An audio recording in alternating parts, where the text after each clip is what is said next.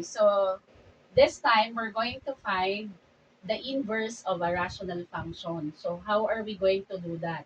The first step is that if you have given y is equal to x plus 3 all over x minus 1, you have to interchange y to x and x to y. Ang ibig sabihin, lahat ng y papalitan mo ng x, lahat ng x papalitan mo ng y. So that will be the first step. So magiging x is equal to y plus 3 all over y minus 1. Okay? So, the second step is that you have to apply the cross multiplication. Okay? So, ita times mo dito. So, that will be on your left side of the equation. So, magiging x times y minus 1 equals y plus 3. Okay?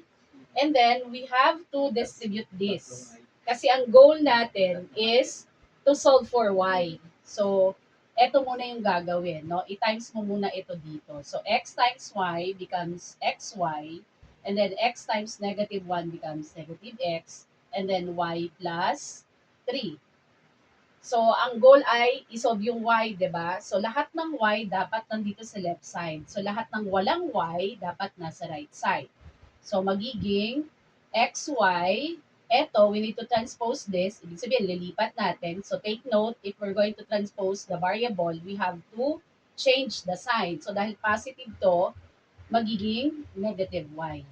And then this one naman, pag nilipat natin dito, dahil negative siya, magiging positive siya. So, x plus 3. So, we have to copy the other part of the equation. Now, since nandito na yung mga y natin, we have to express this as single y.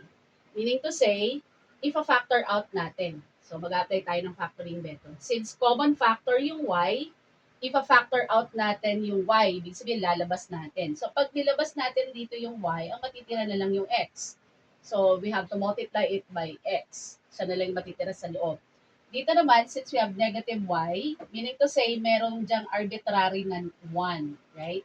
So, pag nilabas natin yung y, meaning pinactor out natin yung y, may matitira dyan na negative 1. Ayun. And then we have to copy the right side of the equation, which is x plus 3. Since ang goal ay solve ang y, so we need to eliminate x minus 1. Tatanggalin natin yan. Again, since multiplication yan, we have to divide both sides by x minus 1. So, eto na, maka-cancel out na natin. So, y now is equal to x plus 3 over x minus 1. So, this is now the inverse of the function given. Ayun.